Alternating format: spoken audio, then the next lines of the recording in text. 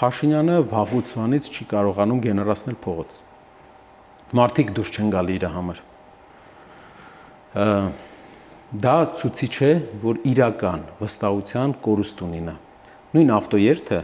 ինչպես նշեցին, 1200 մեքենա էր, 2 հոգի ամեն մեքենայում, ինչպես ինքն էր հայտարարել, 2400 հոգի։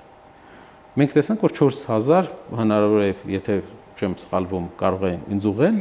իմ գնահատմամբ մեր գործընկերների 4000 մարդ էր եկել, որից 2400-ը նա այստեղից էր տարել։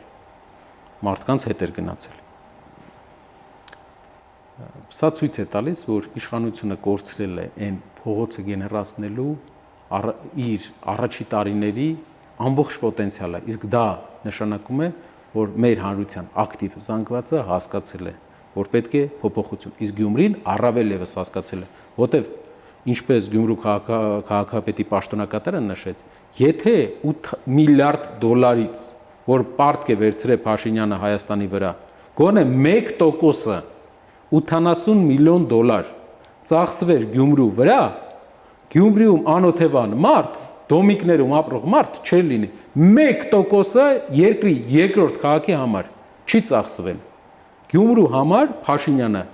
որևէ սոցիալական մեծ ծրագիր այսքան ժամանակ չի արել։ Ինչու պետք է գյումրեցին դուրս գար։